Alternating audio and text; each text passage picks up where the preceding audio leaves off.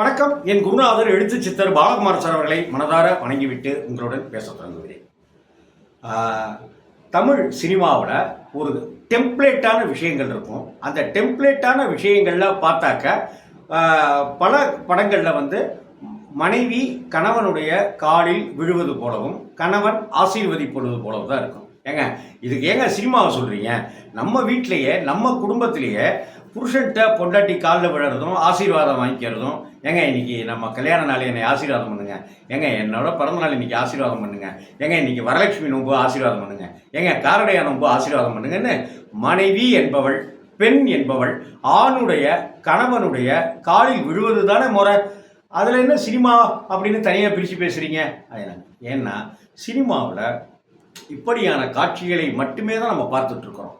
இன்னொன்று, நடைமுறை தான் சினிமான்னா, நடைமுறையில் மனைவி கணவருடைய காலில் விழறதான் தொன்று தொட்டு சினிமாவில் காமிச்சிட்டே இருந்தாங்க.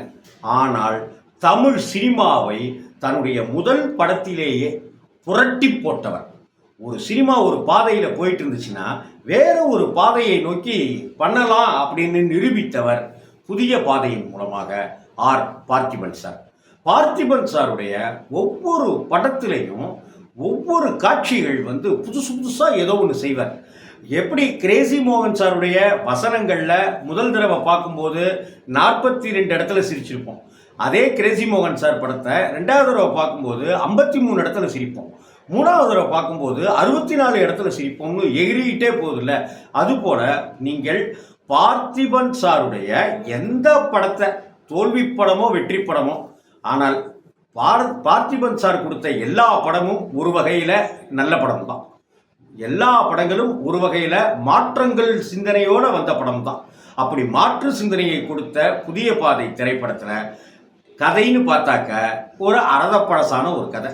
என்ன, ஒரு எதுக்குமே கவலைப்படாத வீடு எரிஞ்சிட்டு இருக்கும்போது அதிலிருந்து நெருப்பெடுத்து பீடிக்கு பற்ற வைக்கிறவன் தான் ரவுடி பையதான், யாரும் இல்லாத அனாத பையதான் அந்த பார்த்திபனுடைய கதாபாத்திரம். காசு கொடுத்தா அவனை அடிப்பான், காசு கொடுத்தா இவனை மிதிப்பான் அப்படிங்கிற கதாபாத்திரம் தான். காசு கொடுத்தா என்ன வேணாலும் செய்கிறவன், காசு கொடுத்துட்டு கல்யாணம் ஆக போகிற அந்த மணப்பெண்ணாக திகழ்கிற சீதாவை கெடுத்துடணும் அப்படிங்கிறதுக்காக பணத்தை வாங்கிட்டு கெடுத்துடுவேன். இப்போ கெடுத்த அந்த நிலையில் கல்யாணம் நின்று போயிடும். ஆனால் மாப்பிள்ளை அந்த இடத்துல ஒரு ட்விஸ்ட் வச்சிருப்பார் பார்த்திபன் சார். நீ பரவாயில்ல, நான் உன்னை கல்யாணம் பண்ணிக்க தயாராக இருக்கேன் அப்படின்னு அந்த டாக்டர் கேரக்டர், அந்த மாப்பிள்ளை கேரக்டர் சொல்லும். ஆனால் அது வேண்டாம் அப்படின்னு சீதா முடிவு பண்ணிடுவாங்க. சரி, முடிவு செஞ்ச சீதா என்ன செய்வாங்க? நம்ம தமிழ் சினிமாவில் எல்லா படங்கள்லையும் வர்றது போலவே யார் கெடுத்தானோ அவன் தான் எனக்கு புருஷன் அப்படின்னு சொல்கிற அந்த கிராமத்து பஞ்சாயத்திலேருந்து பல சினிமாக்களை நம்ம இதை பார்த்துட்டு வரோம். அப்போ எப்படியாவது அந்த கெடுத்தவனையே கல்யாணம் பண்ணிக்கணும் அப்படிங்கிற முடிவோட பார்த்திபன் இருக்கிற இடத்துக்கு எதிர்த்தாப்புல மனோரமா வீடு இருக்கும். அந்த மனோரமா வீட்டுக்கு தஞ்சம் அடைஞ்சு பார்த்திபனுக்கு கொடுக்குற டார்ச்சர், பார்த்திபன் மேலே அவங்க பொங்குகிற அந்த கோபம் எல்லாத்தையும் சைலண்டாகவும் ஆவேசமாகவும் மாறி மாறி காமிச்சு ஒரு கட்டத்தில் டக்குன்னு ஒரு இக்கு வைப்பாங்க. பார்த்திபனோட வாழ்கிறது அப்படின்னு முடிவு பண்ணி பார்த்திபன் வீட்டில், அந்த உடஞ்சி கிடக்கிற அந்த வீட்டில் சீதா குடியேறுவாங்க. Interval block. இதை அடுத்து படத்தினுடைய கதை அதுவரை வந்த சினிமாவையெல்லாம் கடந்து வேற ஒரு பாதைக்கு பயணிக்கும். ஃபர்ஸ்ட் ஆஃப் பழைய பாதை தான் நடக்கூட பார்த்திபன் சார் 2வது பாதையில் தான் அந்த புதிய பாதைங்கிற ரூட்டை போட்டிருப்பார். சரி, இதில் இந்த வீடியோவில் ஆரம்பத்தில் மனைவி பொண்டாட்டி புருஷனுடைய காலில் விழுவாங்களே அப்படி இப்படிலாம் சொன்னீங்கல்ல. இந்த படத்தில் பார்த்திபன் சார் அது கணவன் கதாபாத்திரம் மனைவி சீதா கிட்ட காலில் விழுவது போல ஒரு காட்சியை வச்சுக்கிட்டார். எந்த கொம்பனும் இது வரைக்கும் செஞ்சதில்லை தமிழ் சினிமாவில், யாரும் செஞ்சதில்லை. அந்த துணிச்சல், அந்த தைரியம், அந்த உணர்வை வெளிப்படுத்துதல், இதானங்க ஒரு காட்சி ஒரு கதையினுடைய கணத்தை சேர்ப்பதற்கும் கதாநாயகனுடைய உணர்வுகளை பிரதிபலிப்பதற்கும். இப்படி ஒரு காட்சியை வச்சா என்ன பார்த்திபன் சார் வச்ச கண் கலங்கி எல்லாரும் கைத்தட்டலோடு அந்த காட்சியை இது பண்ணாங்க. படத்தில் ஒரு சீன் இருக்கும். அதில் பார்த்திபன் சார் பட்டனை அவரே அறுத்துக்குவார். பட்டனை அறுத்துட்டு இது மாதிரி பட்டனை தைச்சி விடு, என்ன நீனு அப்படி இப்படின்னு ஒரு செல்ல கோபம் ஒன்று காப்பார். அப்போ ஊசியும் நூலும் எடுத்துகிட்டு வந்து அப்படியே அந்த சட்டையை போட்டுகிட்டே இருப்பார் பார்த்திபன். அப்போ சட்டையை பட்டனை போட்டு விடுவார்.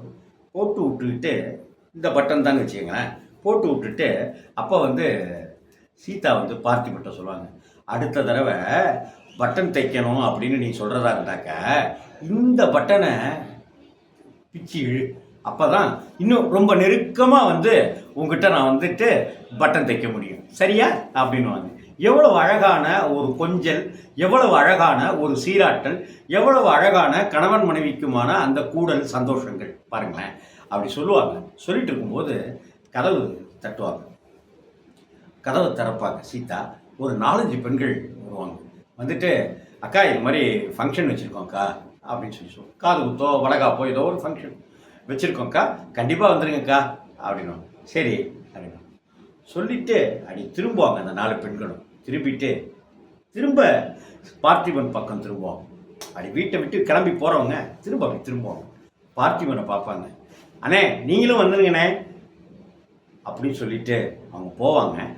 போயிட்டு வாங்க போயிட்டு வாங்க அப்படின்லாம் அவங்களெல்லாம் வழி அனுப்பி வச்சுட்டு சீதா அப்படியே திரும்பி பார்த்திபன் கிட்ட வருவாங்க. கிளம்பு கிளம்பு கிளம்பு அப்படின்ட்டு அப்படியே பொசுக்குன்னு முகமெல்லாம் இருக மனசு வலியோட அப்படியே பார்த்திபன் உட்காந்துருப்பாரு.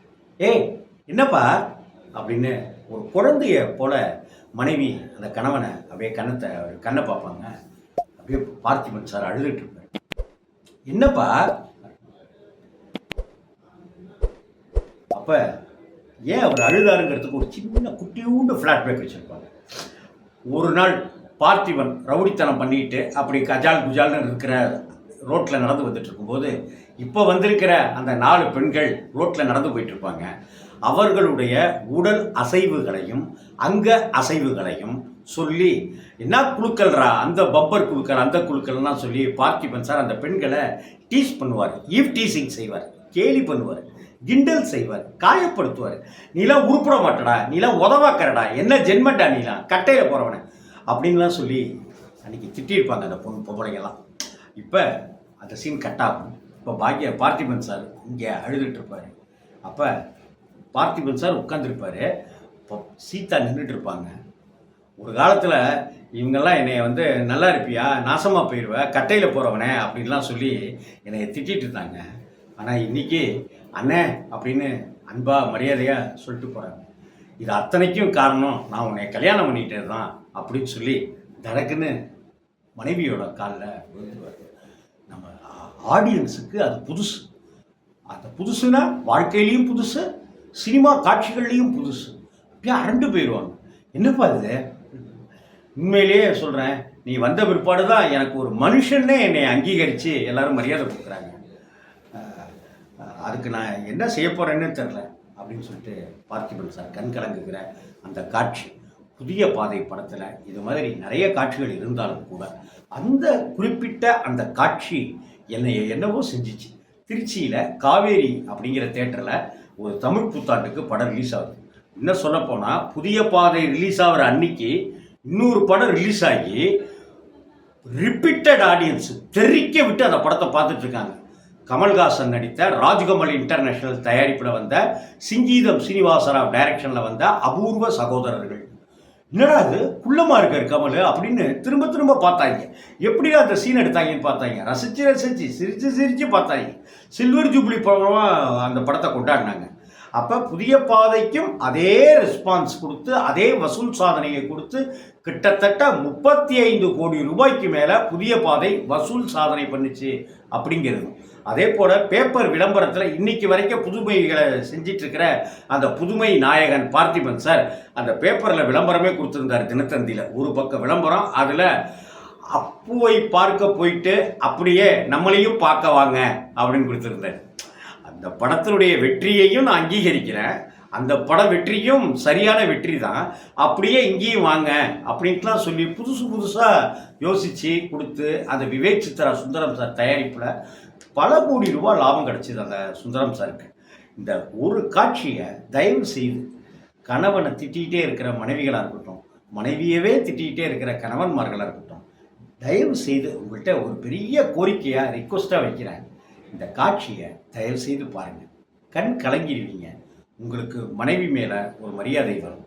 ஏன், நான் அடிக்கடி சொல்லுவேன், நான் பல வீடியோக்களில் சொல்லியிருக்கேன். என்னுடைய மனைவி கிருத்திகாவை நான் தினமும் நமஸ்காரம் பண்ணித்தான் அன்றைய வேலைகளை தொடங்கணும். அந்த அளவுக்கு அவள் எனக்கு தெய்வம் மாதிரி அப்படின்னு நான் சொல்லியிருக்கிறேன். பல வீடியோக்களை நீங்கள் பார்த்துருக்கலாம். முகநூலில் நான் அப்படி எழுதியிருக்கிறதையும் நீங்கள் பார்த்துருக்கலாம். புதிய பாதை போட்ட, சினிமாவுக்கு புதிய பாதை போட்ட, கணவன் மனைவி உறவுக்கு புதிய பாதை போட்ட பார்த்திபன் சார், தி கிரேட் பார்த்திபன் சார். வணக்கம்.